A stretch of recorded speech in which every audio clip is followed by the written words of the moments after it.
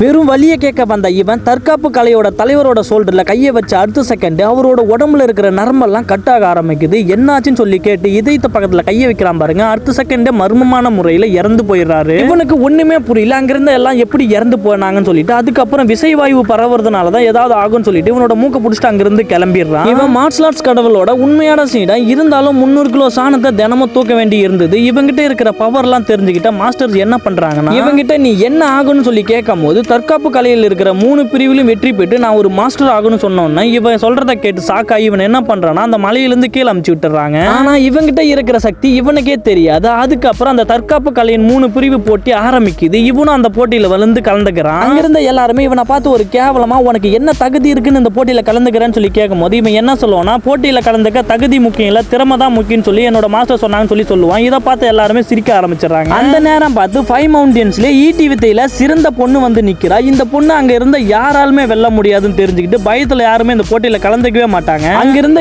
எல்லாருமே இந்த பொண்ணை பார்த்து பயப்படுற நேரத்துல இந்த போட்டியில நான் கலந்துக்கிறேன்னு இவன் சொன்னோன்னா இந்த பொண்ணே சாக்காயிரா. அதுக்கப்புறம் அவளுடைய ஈட்டி எடுத்து சண்டைக்கு ரெடி ஆயிடுறா. இவளுடைய எல்லா பவருமே யூஸ் பண்ணி அந்த ஈட்டி எடுத்துட்டு இவனை நோக்கி வரான் பாருங்க. இவன் ஒரே அசைவுல அசால்ட்டா அந்த ஈட்டில இருந்து தப்பிச்சிடறான். இவளுடைய அட்டாக்ல இருந்து மிஸ் ஆனோன்னா இவன் என்ன சொல்லுவானா, நீ தைரியமா இந்த போட்டிகளை கலந்துக்கிறதுனால தான் ஃபர்ஸ்ட்லயே உன்னை கொல்லக்கூடாதுன்னு சொல்லிட்டு வெறும் சாம்பிளை மட்டும் காமிச்சான் அப்படின்னு சொல்றா. இவனும் அந்த பொண்ணு கிட்ட இந்த போட்டியில நான் தான் வின் பண்ண போறேன், உன்னால என்ன வின் பண்ணவே முடியாதுன்னு சொன்னோன்னே இவ டென்ஷன் ஆகி இவகிட்ட இருந்த மொத்த பவரை யூஸ் பண்ணி இவன் அட்டாக் பண்ண வரா. இவகிட்ட மின்னல் வேக மூவ்மெண்ட் இருக்கும். அது எல்லாமே இவனால அசால்ட்டா பார்க்க முடியுது. இவ எங்க போறா எங்க வரான்றது இவனோட கண்ணுக்கு நல்லாவே ஸ்லோ மோஷன்ல தெரியுது. அவளுடைய கண்ணுல இருக்கிற சுருக்கங்களும் தெரியுது. அந்த அளவுக்கு இவங்கிட்ட பவர் இருக்கு. சில இவனை நோக்கி வந்த ஈட்டியே வெறுங்கையால ஒரு குத்து தான் விடுவான். 20 அடி தள்ளி போய் விழுந்துருது. இவளும் அதே இடத்துல விழுந்துடுறா.